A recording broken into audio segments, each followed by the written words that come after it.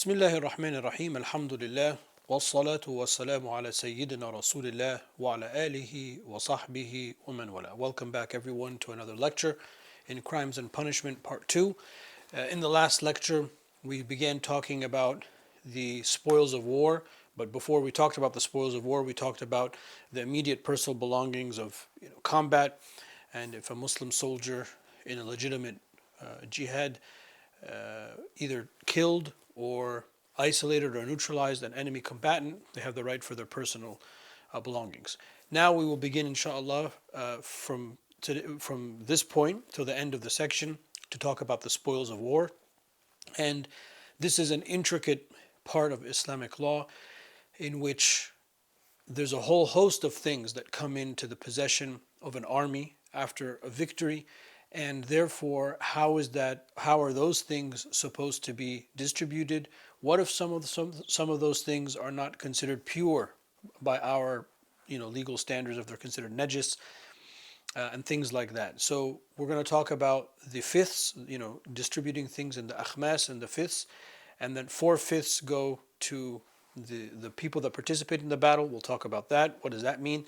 And then the rest of the 1/5 is itself divided into another fifth in the 5 categories, and we'll talk about that. But basically, this is a way that the Sharia sees is an equitable distribution of wealth, of things, of stuff through the different sectors of society that can benefit from such a thing. So obviously, all of this assumes that there is no professional army. Of course, in the modern world, most nations have a professional army. So therefore, some of this would not be applicable because there's a professional army.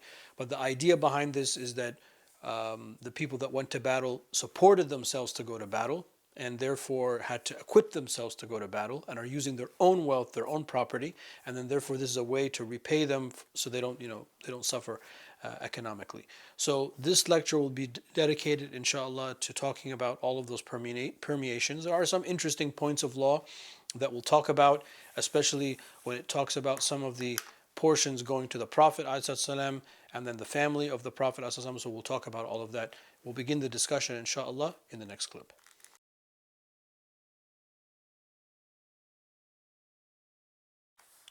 So we begin the way we always begin our classes, which is to turn to the original text of Qadi Abi Shuja' radiallahu anhu. He says, Bismillah ar-Rahman ar-Rahim, قال المصنف رحمه الله ونفعنا بعلومه في الدارين آمين.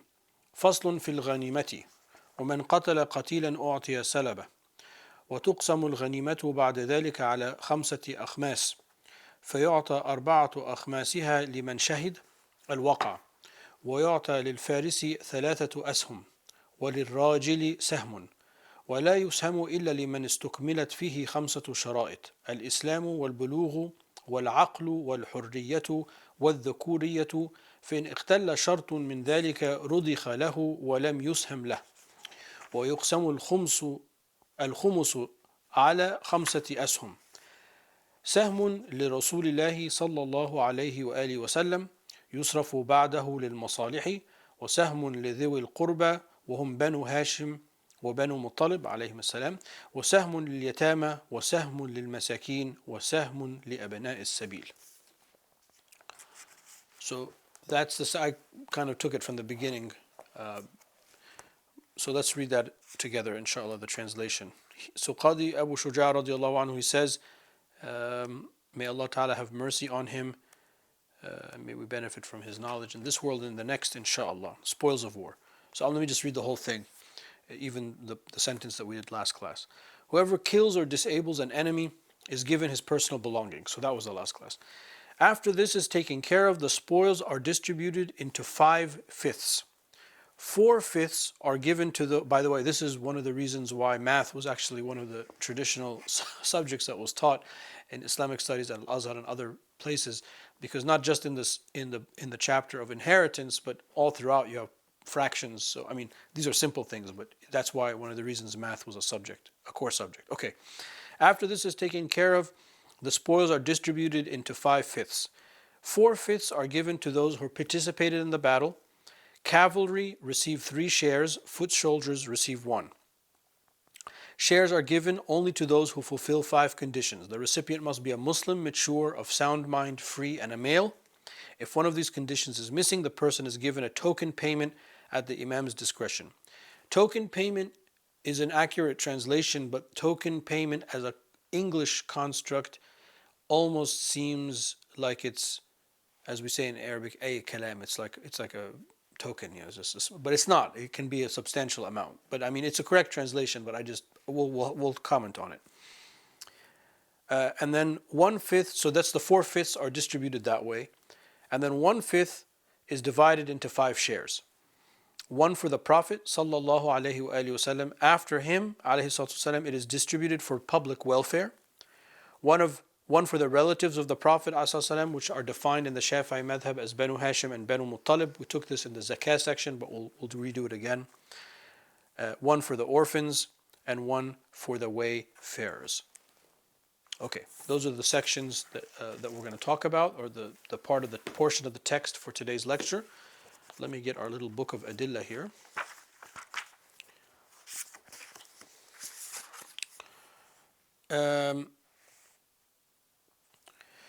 The main verse that talks about the fifths is in Surah Al-Anfal, verse 41. وَاعْلَمُوا أَنَّمَا غَنِمْتُم مِّن شَيْءٍ فَأَنَّ لِلَّهِ خُمُسَهُ وَلِلرَّسُولِ, so on and so forth to the end of the verse.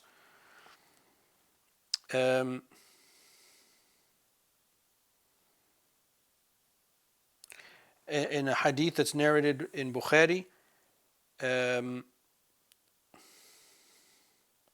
this is in the hadith of Wafd Abdul Qais, the people of Abdul Qais that came. The Prophet ﷺ, he said, "Do you know what faith is? Atadruna mal iman?"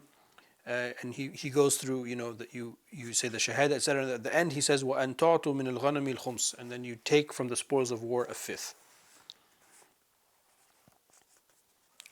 As far as the cavalry taking the 3 portions and the foot soldier taking 1, this comes in the hadith of Bukhari, Ibn Umar. When I say it comes, it doesn't mean that this is the only dalil. This is the dalil that I'm presenting from the book that I have in front of me. Of course, in the vast canon of the hadith, there are multiple stories, and I'm just giving you like a snapshot. So when I say that, maybe I should have said that in the first class, and I bet that's one. I don't want you to think that this is the only dalil. The hadith in Bukhari narrated by Ibn Umar radiallahu anhuma, that the Prophet ﷺ gave the cavalry double the 2 portions. The horse gets 2 portions, and then the soldier using the horse gets 1 portion for a total of 3. And this happened in the Battle of Khaybar. This is the context of the hadith. Okay. As far as the token payment, let's see if there's a dalil for that. The hadith narrated in Abu Dawood on the authority of Umayyah ibn Abi Salt, that a woman from Bani Ghaffar radiallahu anha, that the Prophet ﷺ gave her a payment, a radikh, or token payment, is the translation that we're going with.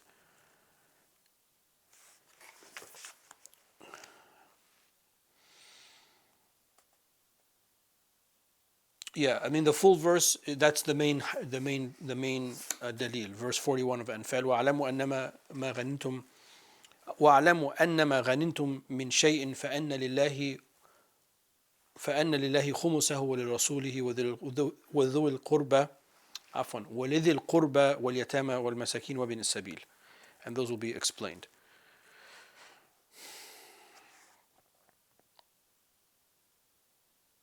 Also, we have in Surah Al-Hashr, verse 7, ما أفاء الله على رسوله من أهل القرى فلله وللرسول ولذي القربى واليتامى والمساكين وابن السبيل. So this is pretty standard because it comes straight prima facie from the text of the Quran.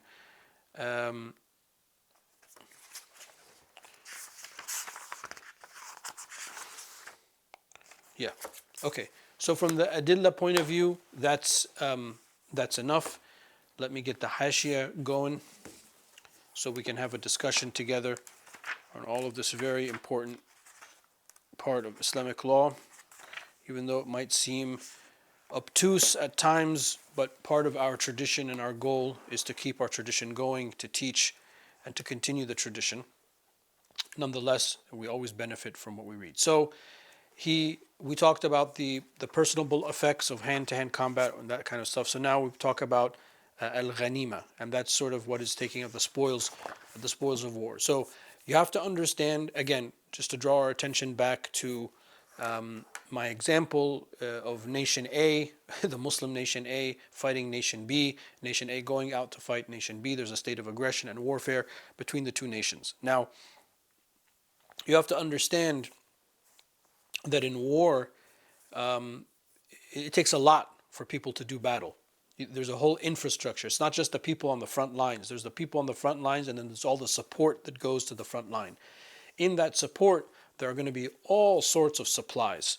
In the pre-modern world, warfare was done by cavalry, and I don't know if you know this, but a horse requires an enormous amount of food and medicine and equipment to ride it. It's a complex animal, subhanallah, and it requires a lot, which is why we'll talk about why the horse itself gets 2 shares and the rider gets a share. It takes a lot. So if you have an army that has thousands of cavalry, thousands of horses, you can only imagine the immense amount of supplies that are going to be required to support that. Even in modern warfare, there's a support structure. I mean, we don't use animals anymore so much, but there's the material, as we say. There is the supplies. There's food. There's medicine. There's clothes. There's the people that support all sorts of stuff.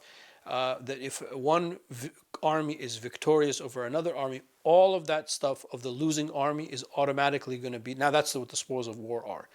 So that's something that is very diverse and very very rich, and can be a huge financial windfall for the winning army, which is why a lot of people go to war for economic reasons only, which is something that's forbidden for us. We are only to a legitimate war for us is something that can only be declared, as we said, by a state, and in that declaration it has to be because our identity as Muslims is being affected, is being threatened, our ability to simply practice our faith and our way of life. Not that I think if I go to this small, weak country, I can take its supplies. That's obviously not permissible. Anyway, not to preach. One thing that I wanted to pick up, it's just like one kind of almost like a half sentence in the hashia, but that's important. But it's not just the wealth, the material, and all of that stuff, even if the things that we acquire are najis. And I'll pick up this point in the next clip, inshallah.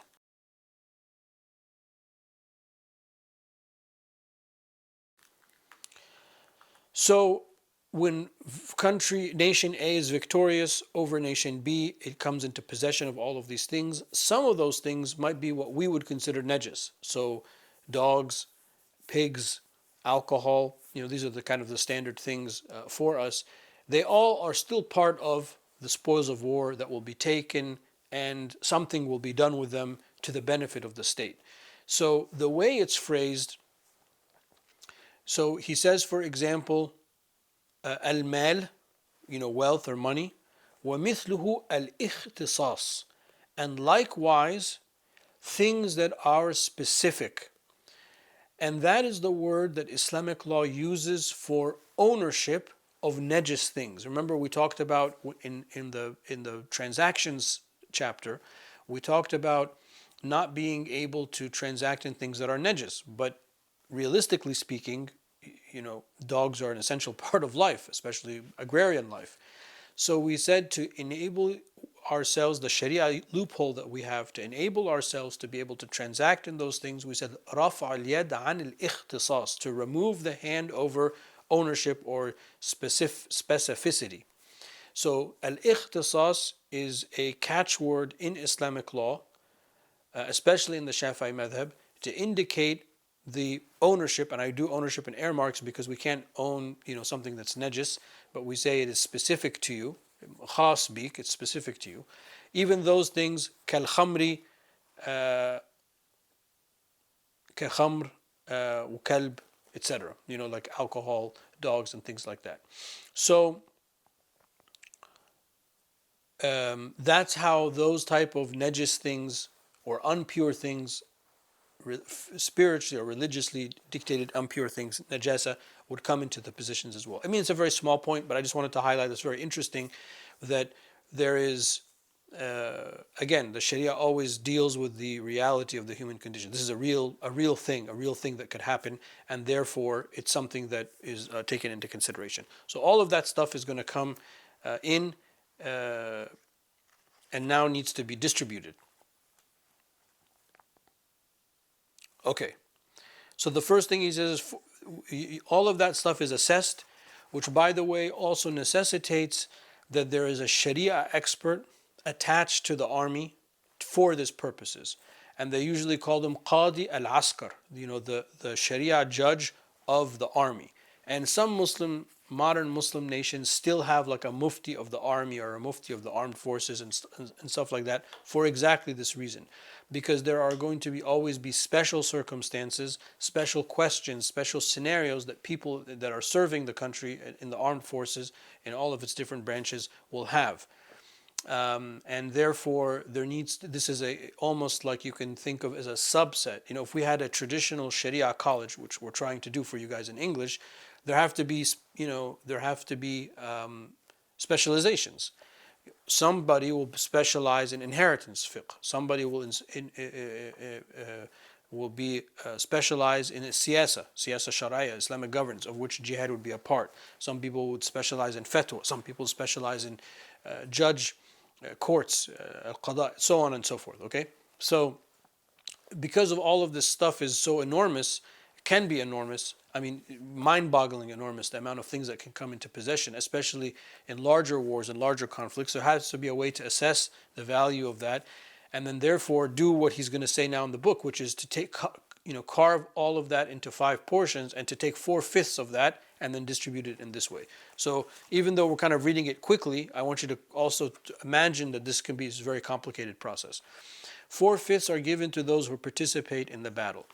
Either those who participate in the actual fighting of the battle, or the support people that were there that did not fight, people who had the intention to fight and came but did not fight, people who did not have the intention to fight and came and ended up fighting. All of those people who participate in the actual battle, they are going to receive a portion from the 4/5 that we're talking about. So that's why I began in the last clip and I talked about the immense amount of support structure that an army is needed. I mean, I don't know the statistics, but one would almost assume that in a large army, the support structure could probably be as numerous or close to as numerous as the combatants themselves. Because you have, well, maybe that's an exaggeration, but there could be a substantial amount because you have people that are running communications, people that are running intelligence, people that are running munitions, people that are in the medical care, treating people. You have chaplains in modern armies, people that tend to the spiritual well-being of the troops, mechanics, people that are repairing the stuff. So on and so forth. So there's a lot of people. It's not just the people on the front line or in the trenches, as we say in English, that are fighting. So all of those people are considered the people that participated in the battle. So 4/5 are given to those who participated in the battle. And as he said, the cavalry receives 3 shares, 2 shares for the horse's owner and 1 for the rider. I mean, the rider might be the owner as well, or the owner might be a horse person back home in nation A that lent out or rented out the horse for battle purposes. In the Hashiyah, he says other means of transportation, or lesser than an animal, lesser than a horse, like if you have an elephant, the example that he gives, or a mule, they are not considered cavalry because those animals are not really geared for or built for battle. But the horse, subhanAllah, people ride them for pleasure. People compete with horses in equestrian sports. People fight with horse cavalry. There are police that are in many cities around the world. There are still cavalry, police, so on and so forth. So, mashallah, it's a very majestic animal, al-khayl. And because of that, and what I said in the first clip about the immense amount of food that the horse needs and upkeep, so double 2 shares are going to be given to the horse, i.e. the owner, and then 1 to the cavalry, and 1 to the rider, and then the foot soldier receives 1 portion. Okay, So we have 4/5 of the entire booty, the entire spoil of war is taken, and then that's going to be cut up into shares. Okay, so somebody's got to do that. There has to be some kind of mathematical way of doing that, and therefore everyone that participated is going to take a share, and the cavalry person is going to take 3 shares, as we said. But the people that take the shares have to fall under these 5 conditions: Muslims and mature, sound mind, free, and male. All right, so there's no direct portion, as we said, as we just described, for a non-Muslim who came to fight. There is no direct portion for somebody who is below the age of puberty. There is no portion for somebody who doesn't have a sound mind. I don't know why that person would end up in an army, but let's just go with it. There's no portion for a slave, because the slave in Islamic law has no ownership. Whatever falls in the pocket of the slave automatically falls on the owner of the slave. So the slave does not have the ability to possess ownership. That's one of the distinguishing things between slavery and being free. Inshallah, we'll all be free, inshallah. And a male, so there is no portion that's given to a female. However, that does not mean that these are the only people that participate in the battle, because he says if one of the conditions is missing, the person is given a token payment at the Imam's discretion. So there will be many scenarios in which non-Muslim dhimmis will fight in the army because they're citizens of Nation A. Nation A, by the way, doesn't mean that everybody is 100%, every single individual is a Muslim. Most Muslim nations have, historically have vibrant non-Muslim minorities, as it should be.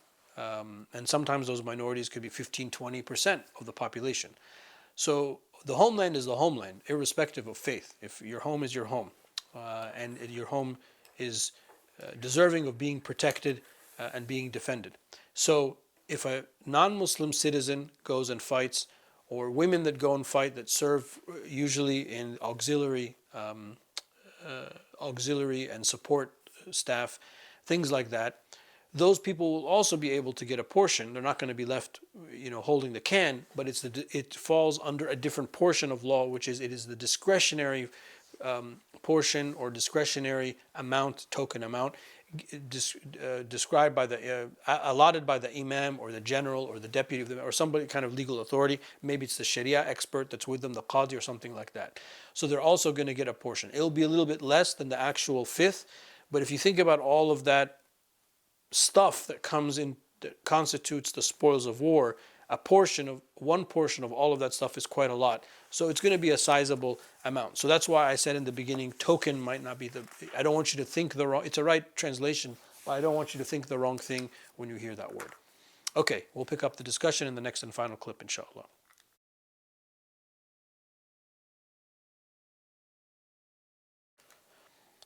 Okay, so in the last clip we ended by saying if somebody doesn't fulfill those 5 categories, they are going to be able to get this discretionary payment, token payment from the imam. And just want to find the page.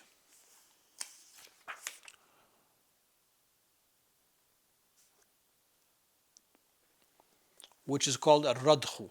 Ar-radhu is that token payment. Now, there are 2 opinions of how and when that discretionary payment is taken. The dominant position for us is that it is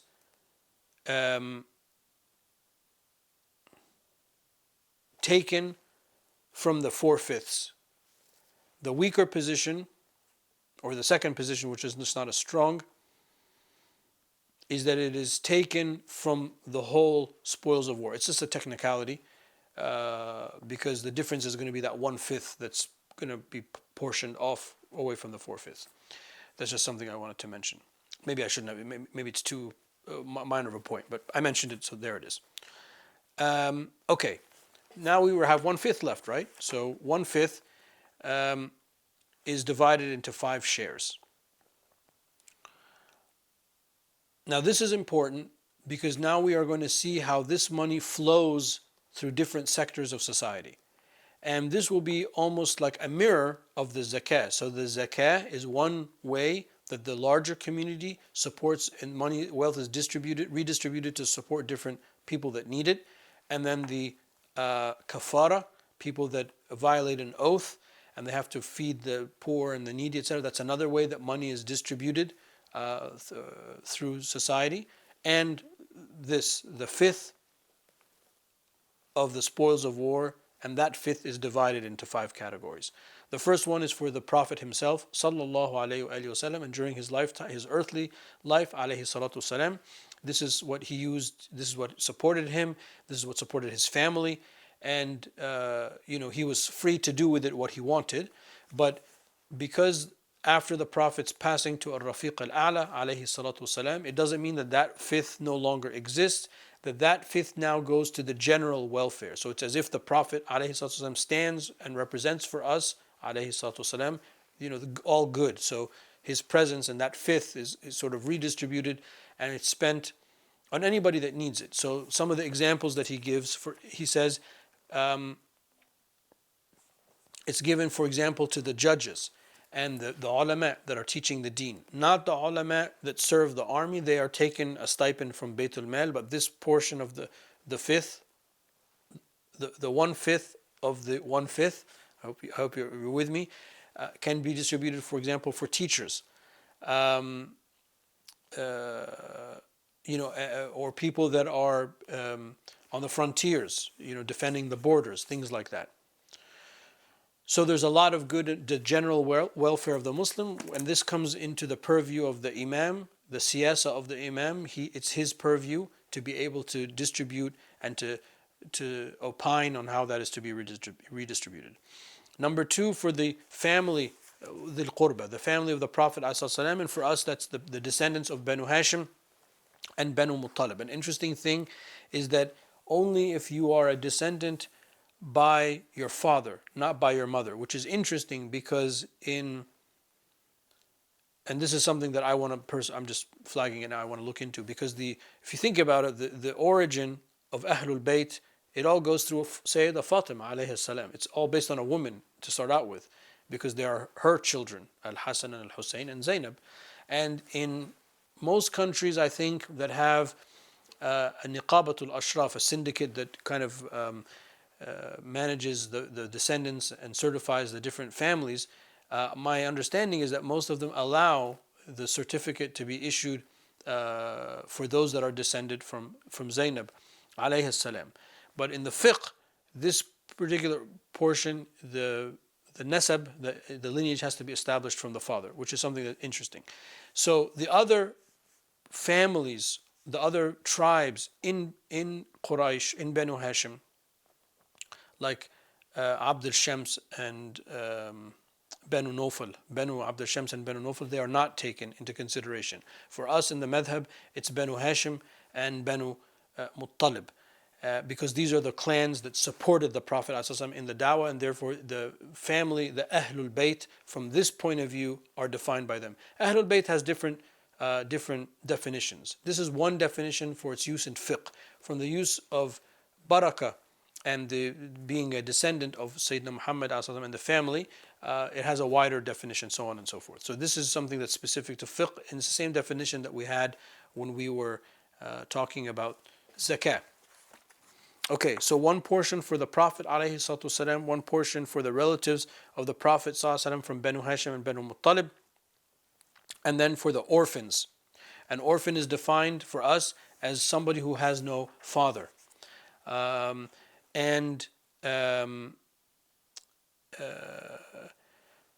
Also, there is another condition for the orphan is someone who has no father and someone who is young. Once you hit puberty, you're not considered an orphan anymore. And this is based on a hadith that comes from Abu Dawood, that the Prophet ﷺ said, "La yutma ba'd ihtilam." So after you become of age or puberty, you're not an orphan anymore. So if somebody's old and then their father dies, you can't say like, "Oh well, now I'm an orphan." That's what he's trying to say. The Prophet saying that, alayhi salatu. And also a condition for the orphan is that the orphan be poor. So an orphan on its own as a default does not mean that you're automatically going to get a part of this portion. Also, if an orphan who's a young boy, child, boy or girl, doesn't have a father, is poor but has a grandfather, that also does not negate their orphan status. So that would also count as an orphan.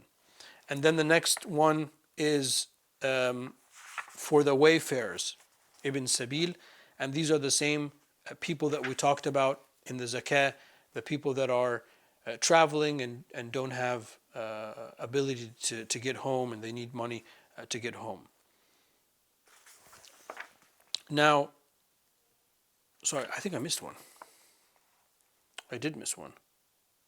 It's not in the book. I just realized that. Sorry. So after the orphan is al miskin, the poor person. Subhanallah. This is a misprint in the book. The poor. That's what I want to talk about. So I talked about the orphans and the poor. 1, 2, 3, 4. Yeah. Okay. Al masakin, the poor. Al masakin here is al-faqir wal-miskin, because when we talked about zakah, we said that there are two categories, al-faqir wal-miskin, and they have different levels of poverty. So here in this section, we just say al-masakin, as it comes in the verse, it's shamil, it encompasses both sets of poverty. Just one is more poor than the other. And what's interesting about that, that the masakin can take from the zakah, the masakin can take from the khums, which is what we're talking about here, and can also take from the kafara, and therefore the state or the imam can support them from those three buckets of money. And that's an interesting point, because the point of this redistribution of money through zakah and through kafara and through the khums is in a way to lift these people out of that state. So if you think about it, and this is, this is like philosophy of law, it's not necessarily law, but if you think about it, hopefully, inshallah, through these methods and these different buckets of funds, people can be lifted from that state quickly. And then maybe the poor person today becomes the able person tomorrow, and able to remove the person from that state, inshallah. So that's also an interesting thing. And then Ibn Sabil we just talked about. Okay, so this is how the fifth of the fifth, after the 4/5 is distributed, the spoils of war, to the people that participated. 1/5 is left. The 1/5 is cut up in these 5 portions and redistributed in the ways that we said.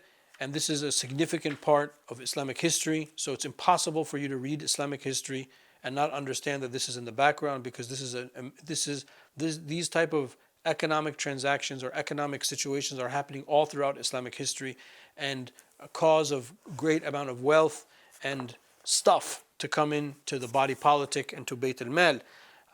And it's just one of those things that I think when we read history, we forget about it, which is another point, is that it's impossible to read Islamic history and not know Islamic law.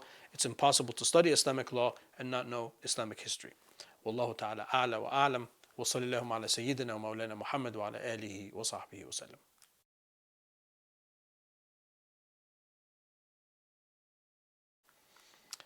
Alhamdulillah, in today's class we took the entire section of the spoils of war. We learned all of the things that come into the possession of a winning army, not just wealth, but all the stuff. I just refer to it as stuff because there's a lot of things that happen, things that are considered pure and things that are considered impure. We talked about that a little bit. That constitutes the spoils of war, and then that automatically has to be, cataloged, enumerated, and then cut up into fifths. 4/5 of that, the lion's share, is going to go to the people that participated in the battle, either directly or indirectly, but were there and were participating in the battle. So participation has a wide kind of definition. And then there are conditions for the people, that they have to be Muslim, they have to be of sound mind, they have to be mature, they have to be free, etc. And if they do not fulfill those conditions, like a non-Muslim citizen came and fought with us or as part of the army, they're still going to get a radkh, they're going to get a token payment that is determined by the imam or the general or the deputy of the state or something like that. So everyone that participated, men, women, etc., old, young, Muslim, non-Muslim, they're going to get something, is the point of view. And then after that is distributed, we have 1/5 left, and then that 1/5 itself is cut up into 5 parts. A portion goes to the Prophet ﷺ during his lifetime, after his passing to Rafiq al-A'la, that is spent on the general welfare of the community. of the nation, and that is in the purview of the sultan, the imam, to demarcate how that goes. And then a portion to the family of the Prophet ﷺ, the descendants of Banu Hashim and Banu Muttalib.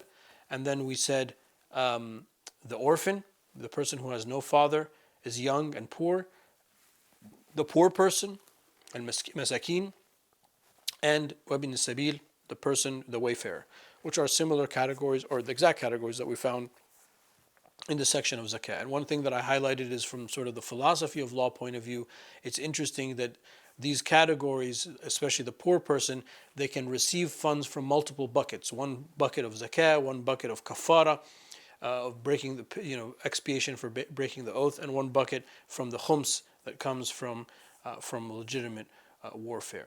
So these are the major. We finished this section. In tomorrow's lecture, we'll go on to another section related to the chapter of jihad. These are the main sections that we talked about. Walhamdulillahi Rabbil Alameen. Wa sallallahu ala Sayyidina Mawlana Muhammad wa ala alihi wa sahbihi wa sallam.